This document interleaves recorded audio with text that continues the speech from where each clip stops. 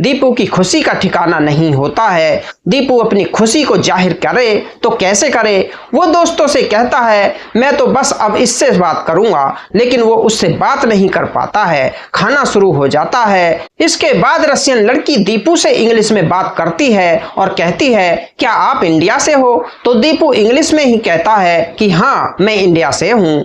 तो यहाँ पर वो रशियन लड़की कहती है कि आप बड़े ही खूबसूरत हो, बहुत अच्छे हो और आपके विचार भी बहुत अच्छे हैं। तो दीपू कहता है कि अच्छा आपको बातें कैसी अच्छे लगी। तो वो लड़की कहती है कि कोई नहीं, बस आपको देखने में लगा और मन किया तो मैंने आपको बोल दिया। दोनों की बातचीत बढ़ने लगती है। बातचीत बढ़ने के बाद ये दोनों एक दूसरे से कहते हैं कि क्या हम दोस्ती कर सकते हैं, और इन दोनों में दोस्ती हो जाती है। पहल रशियन लड़की की तरफ से होती है। अब तो दीपू के पैर जमीन पर नहीं टिकते हैं। दीपू खुशी से मारे उछलता है और इन दोनों की बातें फोन पर शुरू हो जाती हैं। दोनों एक दूसरे से बातचीत करने लगते हैं और घंटों घंटों तक दोनों की बातें चला करती हैं।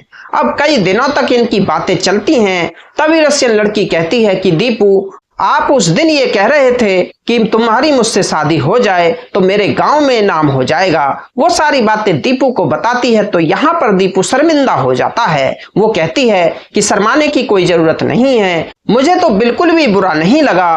तुम्हें क्या पता मुझे हिंदी आती है या नहीं आती है, और तुम्हारे इसी मजाक या जो स्वभाव है इसी को देखकर तो मुझे तुम अच्छे लगते हो। यहाँ पर दीपू समझ जाता है कि माजरा क्या है और ये दोनों एक दूसरे को प्रपोज कर देते हैं। प्रपोज आधा अधूरा सा होता है। ना ही तो वो रशियन लड़की क्लियर बात कर पाती है और ना ही दीपू कर पाता है।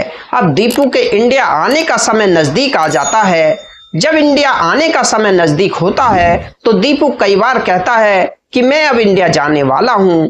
तो यहाँ पर वो रशियन लड़की कहती है कि नहीं, अब तुम इंडिया मत जाओ, यहीं पर रहने लग जाओ। ये दोनों एक दूसरे का एड्रेस दे देते हैं।